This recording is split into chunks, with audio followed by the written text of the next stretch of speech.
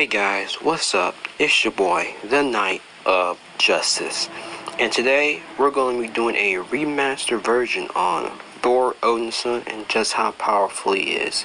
And like I said, this is a remastered version. I already did a power scaling video on Thor in the past, but it's good to update your information because there's new scaling and new feats for a character that's came out.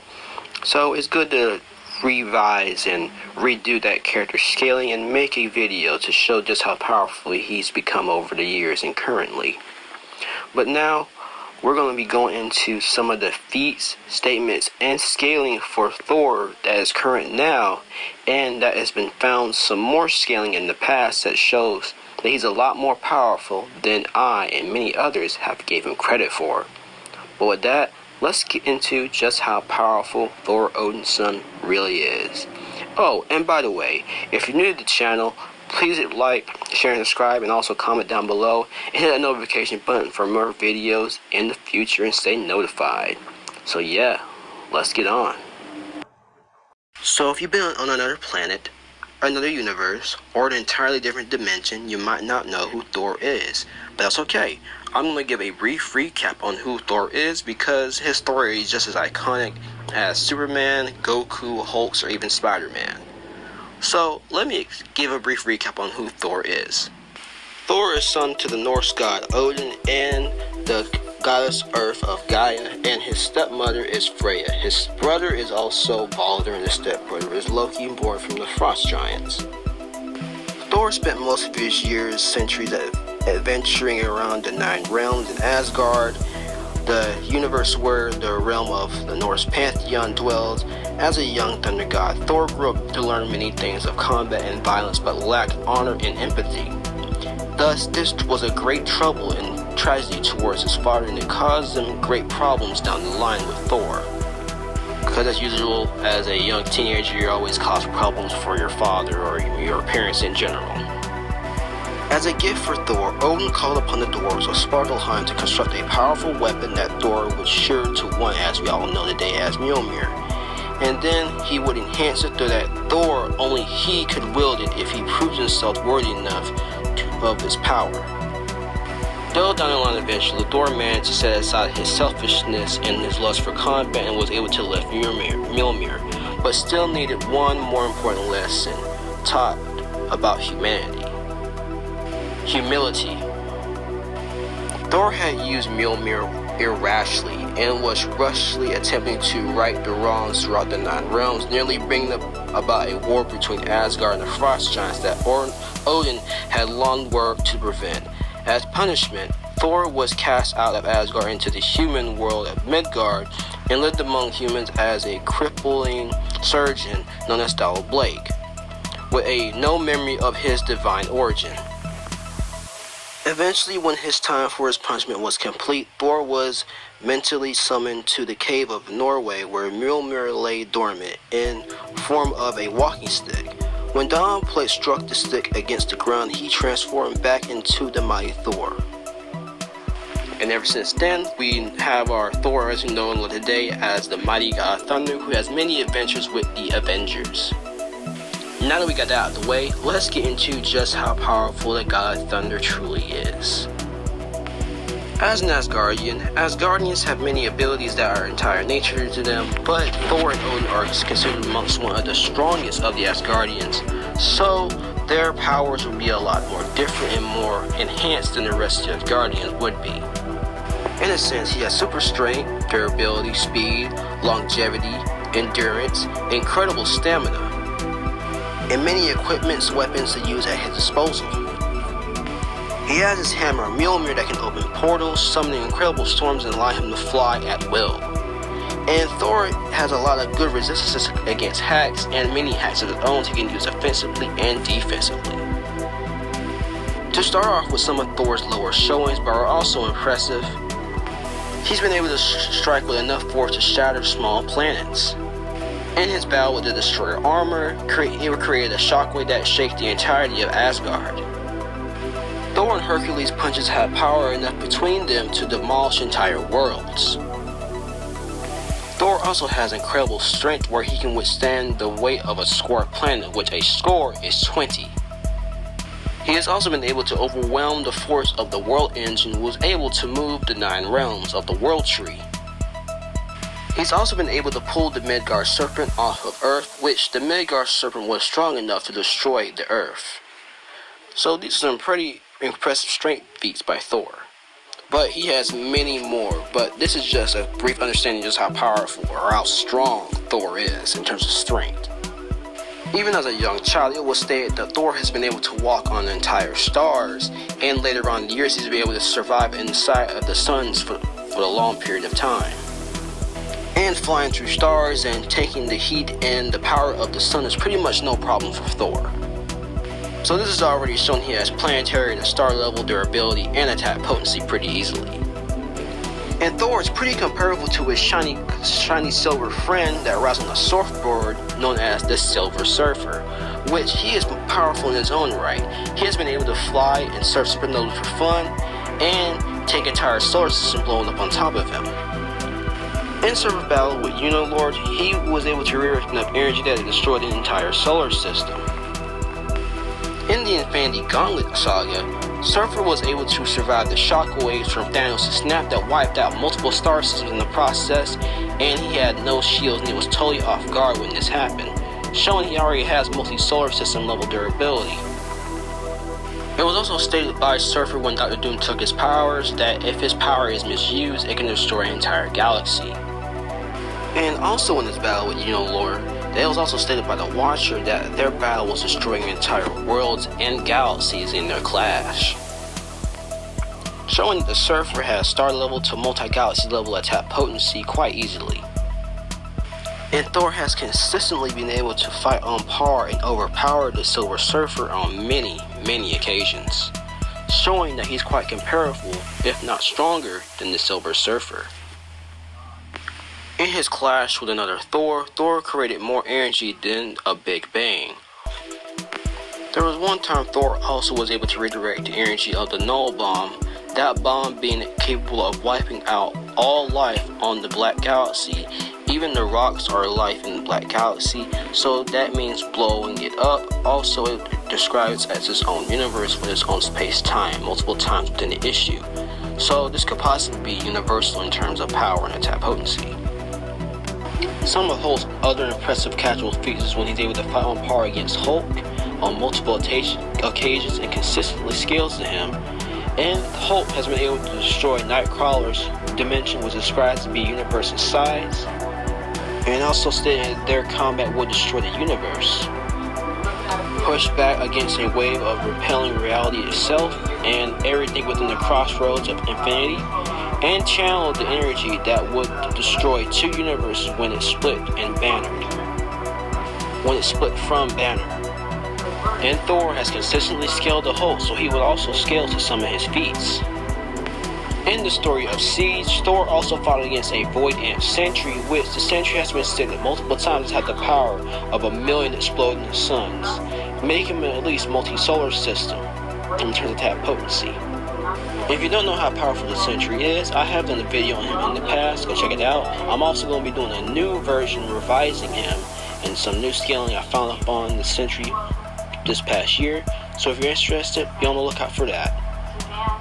Thor is also able to fight against the powerful being known as Mangog, and Mangog has been stated to be as strong enough to fight on par against Odin and be a threat to 1,000 universes. Not only this, in this same issue, Thor was also enhanced by the runes in the Odin Force, and he defeated a Thanos clone, which Thanos himself stated that it was more powerful or just as strong as him. Thor was also able to redirect the energy of the Null Bomb, that bomb being capable of wiping out all life on the Black Galaxy. Even the rocks are alive in the Black Galaxy, so they means to blow it up. Also, it described as its own universe with its own space-time continuum, multiple times within the issue, so this could possibly be universal in terms of attack potency. Though Thor did block the explosion of the life bomb but died in the process, this could possibly meant to destroy other realms within the main 616 universe, which would destroy at least 1/5 of it, had it not been contained in the process. Thor also fought a suicidal Marvel who was trying to get Thor to kill him due to absorbing a star that Thanos modified into destroying the entire universe. Thor is also able to fight against one of the Chaos Scheme's powerful lackeys known as Glory, which during this time, Glory had the power of an entire god pantheon, thousands of gods within him, and Thor was able to take his attacks and fight on par with him and defeat Glory. Thor also has an impressive high-end showing to where he's able to fight against Zeus for many months, and it is stated that Zeus is quite comparable to Odin in terms of power. And if you don't know how powerful Odin is, I already done a video on him a month ago, so if you haven't seen it, go check it out. It's pretty good. Thor is also able to survive the particle explosion of the Unbinding Stone, which can destroy all of reality. Thor has also been able to break out the Tesseract, which is said to be a self-contained universe within it. Thor has also claimed his God Blast can knock out Ego and create a universal shaking thermal blast. And this same issue is where it's repeatedly stated that he will be a universal threat. And Ego is quite comparable to the likes of Galactus, a decently fed Galactus. Thor has also been able to survive an explosion that rivals the power of the Big Bang. So Thor has some pretty impressive star to universal level feats on different occasions.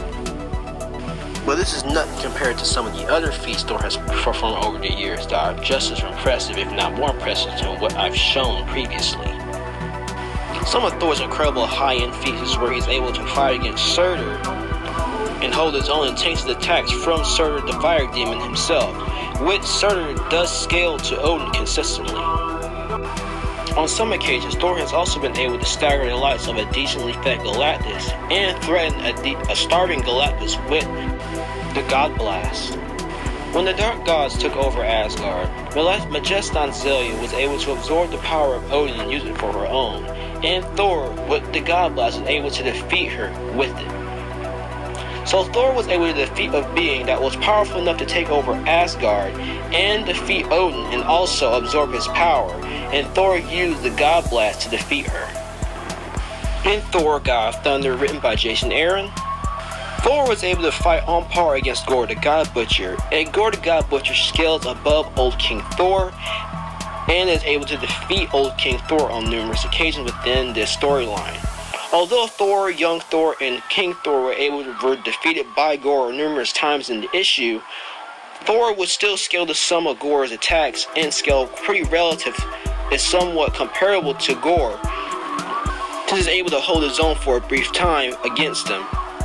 The reason this is impressive because Gorr was able to neg Old King Thor, and Old King Thor scales above Odin because he had the Odin Force a lot longer than his father did.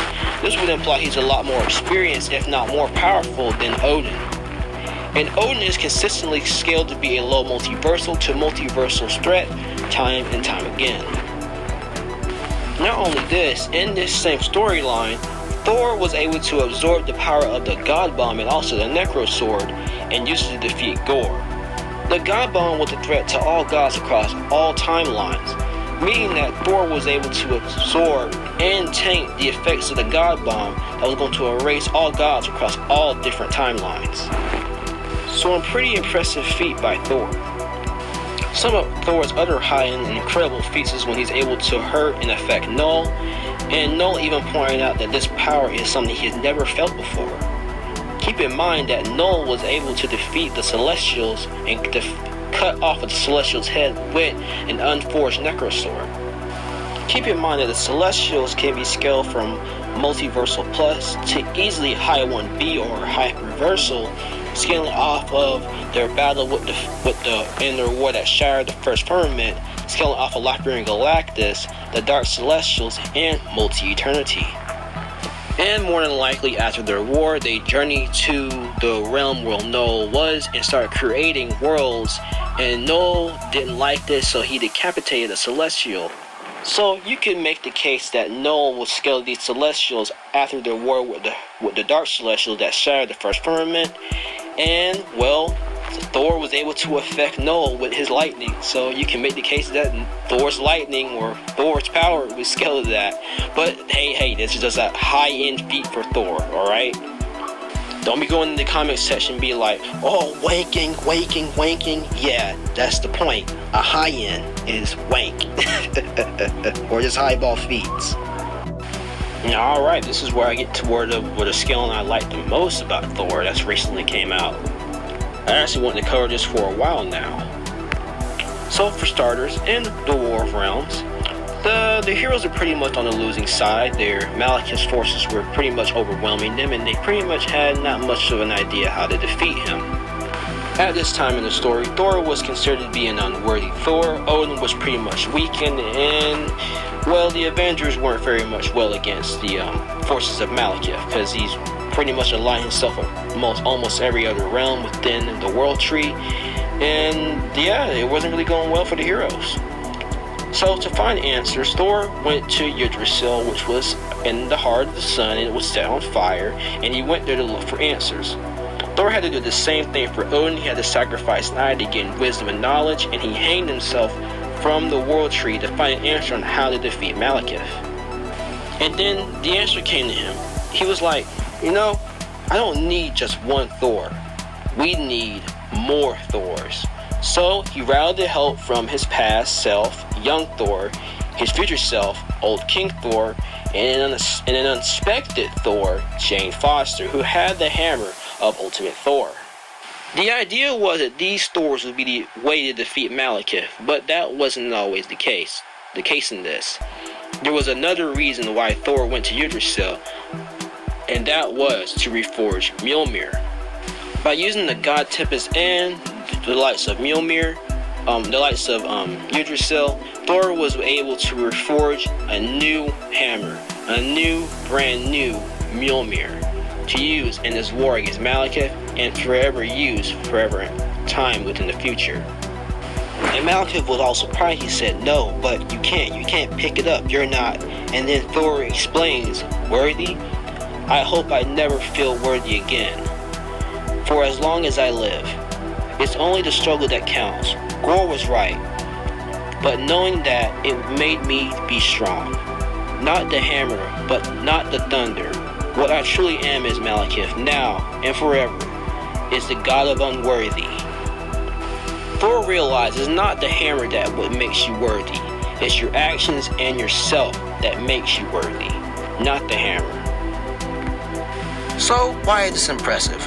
Well, Malekith was also using the power of the symbiotes, which was not Necrosword, but it was basically kind of the same. He was forging many symbiotes and used them as a power-up and forged himself a symbiote sword to fight against Thor and the other Thors. Malekith was able to overpower old King Thor and give the rest of the heroes a hard time with his symbiote army.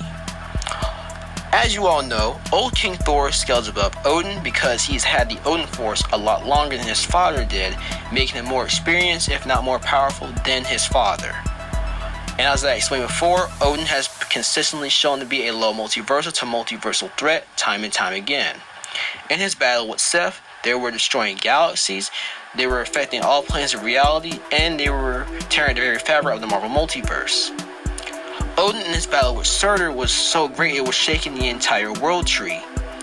Odin also separated the 10th realm from the realm of Yggdrasil and placed it into a universe-sized prison. Odin was also able to nullify a fire that was put by Surtur on the World Tree, and the World Tree has been described as having a possible infinite number of universes within it with their own space-time continuums. So you can say it's easily multiversal plus going off of this statement. And old King Thor scales above Odin, and Malekith was able to fight on par and overpower old King Thor, and modern Thor was able to pretty much defeat Malekith with the likes of Mjolnir, with his new Mjolnir. So this Thor would be pretty damn powerful. But there is some evidence to say that the World Tree has gotten a little bit of a bump during the War of Realms. Now, it was stated that the World Tree was, at the beginning, there was nothing only but darkness. The great unending nothingness of the yawning void. So you can possibly interpret this that the world tree was set at the beginning of creation, or that it is another representation of multi-eternity, which multi-eternity has been scaled to be a high hyperversal in terms of dimensionality, because there is infinite dimensions within multi-eternity. And it's stated this time and time again that there are infinite dimensions, and that creation within multi-eternity is stated to be infinite dimensional. So if you want to take this statement as it is, you could possibly say the world tree is high 1B, or hyperversal. High hyperversal. But hey, it's just an idea, something to think about, right? And some more interesting scaling is that in Agents of Wakanda issue 2, Thor was able to fight and hold his own against the merged Sentry, which this version of the Sentry is stated to be a lot more powerful than his previous incarnation, since he's merged with the Void. In Doctor Strange of 2015, Loki became the new Sorcerer Supreme under some trickerous stuff, because he is Loki, and Doctor Strange was deemed depowered during this time, so when able to get back his title as a Sorcerer Supreme, or mostly his cape, Loki, Doctor Strange went to Asgard along with the Sentry, and Doctor Strange was able to absorb the power of Yggdrasil and become the god of magic. And it was stated that this Doctor Strange has never felt a magic like this before. He's ever felt this kind of magic before. It's so powerful that it overwhelms him. This magic is so powerful, he's never felt it before in his life, right? More magic than he's ever felt or ever known before. So with this power from the World Tree, Loki and Doctor Strange were able to fight against the Void, right? Because Doctor Strange had the Void sealed, and the Sentry did not know about this, but we'll get to that later. So Loki and Doctor Strange, with this new power, fought against the Void, and they were being clapped. They were being much defeated. There was nothing they could do. Loki said there was nothing they could do against the Void. He was so powerful. And although the Sentry came in and helped them out and pushed the Void back into the chamber, it was still pretty impressive that the Void was able to pretty much overpower and almost defeat the Doctor Strange at this level of power, along with Loki. So why is this impressive? Well, at the end of Sentry's 5-issue run, the Sentry finally accepted the Void, and that the Void is finally a part of him, and he completed and merged with the Void. He is now a complete Sentry, a stable Sentry merged with the Void. And in Agents of Wakanda issue 2, Thor was able to fight on par and hold his own against this new merged Sentry. Although Black Panther and his Dal Malaje and Black Cobra were able to also fight the Sentry, which doesn't really make that much sense on that part, Thor, on the other hand, was able to hold his own and keep up in combat with the likes of this new merged complete Sentry. So you can scale Thor off of this Sentry's feats and also the Void's feats in the previous issues. And as I said before about the World Tree has been stated to has a possible infinite number of universes within it. But if you don't want to use that, there are still 10 realms within the World Tree, making it at least low multiversal to multiversal.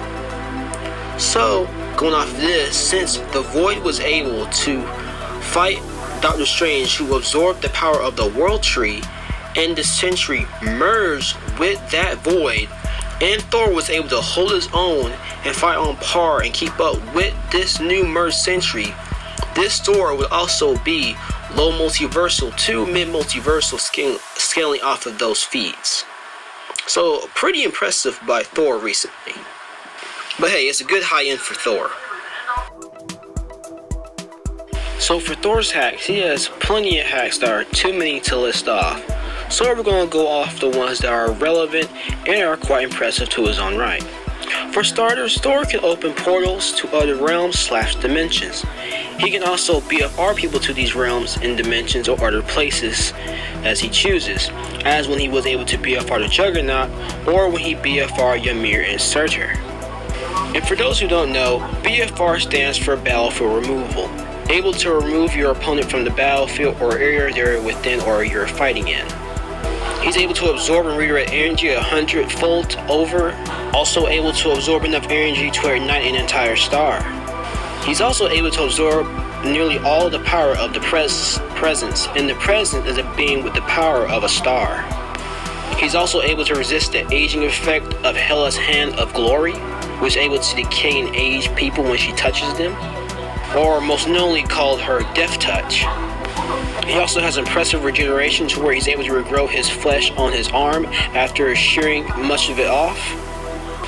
And soon after having his jaw nearly torn off by Hela, Thor is able to talk again. Although Asgardians can survive having their organs or vital organs missing from them, they still can be incapacitated by it. Though there are some cases where this doesn't affect them, like when Malekith turned Thor's liver into glass and it doesn't slow him down. Thor's also been able to regenerate his skin and muscles being torn off. Thor also has impressive soul has resistance to where Mephisto is unable to devour his soul, and Thor's soul is strong enough too strong for Mephisto because, well, Thor is a Chad, or well, he's just too worthy for Mephisto to devour his soul. He's able to resist matter manipulation to where Kang's dissolving beam, which can cancel and connected force between atoms, doesn't affect Thor. Another matter resistance feat is where an area that turned blood into rocks doesn't affect Thor. Another time where a force that turns blood into water doesn't affect Thor. He was unharmed by the vibral mines, which shatters everything they touch. Thor's immortal molecules allow him to resist a molecule fused freezing beam. Unharmed by the Ghost Rider's Hellfire, which in some cases is able to affect, damage, or destroy souls. Thor's soul is strong enough to stun Doctor Strange, who is able also to manipulate souls. On some occasions, Thor is able to use Mjolnir to manipulate time. He was also unaffected by an attack that can cause humans to age until they were dust and de-age until they were never born. Thor was also able to create a tornado which prevented him from being frozen in time. He was able to survive temporal attacks from tempests. And his Mind Hack's defenses are pretty impressive in their own right, to where Phoenix Force Emma Frost is unable to look into Thor's mind and affect Thor's mind. He was also able to resist the Mind Hacks from the Skyfire known as Horus.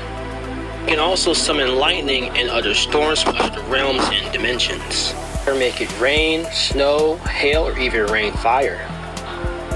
There are many other hacks that Thor has, but I do get the idea of how impressive his hacks and how resistance can really be when shown. Now let's get into the meat of things. How fast is Thor? Thor has many incredible speed feats on his own, but he also has many speed feats scaling from other characters that are just as fast, if not faster than Thor, and these characters can be scaled to him, such as the Silver Surfer, Beta Ray Bill, Gladiator, or the Sentry. Thor should at least be easily billions to trillions of times massively faster than light to immeasurable, scaling off of the Silver Surfer, Beta Ray Bill, and many other Herald tier characters on that caliber. For starters, the Silver Surfer is able to enter warp speed and travel 500,000 light years in seconds. Using his speed, he's able to warp space and time, flying from one side of the universe to the other. In a few minutes, Surfer travels from Earth to halfway across the universe, following a call echoing through creation. There is also one time the Surfer was able to travel moments from flying outside of the galaxy. And the Surfer has quite a few good immeasurable speed feats, and for those who are new to the channel or has forgotten or hasn't watched my videos, immeasurable speed is when you're able to move back and forth through time, or you're not bound by linear time in a sense. And the Silver Surfer has shown on different occasions to be able to travel back and forth through time with his sheer speed. And Thor has consistently been able to fight on par with the Silver Surfer and also blitzes him, so he will also be able to scale from Surfer speed feats. He also scales to Beta Ray Bill, who's able to fight through solar systems and fight against Stardust and able to keep up in combat with the Silver Surfer. So yeah, that's a pretty good idea of how fast Thor really is, and he has some pretty impressive speed feats, but you get the idea that Thor is pretty fast on his own right and scaling from other characters. So to wrap this video up, to answer the question, how strong is Thor? Well, going off of feats, scaling, and statements, you can get Thor to around easily multi-solar system to Universal Plus. High-end feats place him into a low multiversal to a multiversal plus tiering. And if you really want to get Thor there and wank him, you can scale into high hyperversal, scaling off of Null. Or if you want to use the World Tree statement from the War of Realms, you can do that. But that's been the video for today. I had a really good time finding all these feats and scaling Thor. I didn't do it alone though, I had some help from some friends. I'd like to thank my friend Jazz for helping me out scaling Thor and help me find some of the feats we need to get Thor this high. But if you like the video, please like, share, and subscribe. Also comment down below. Hit the notification button for more videos. And I will see you guys next time. Peace.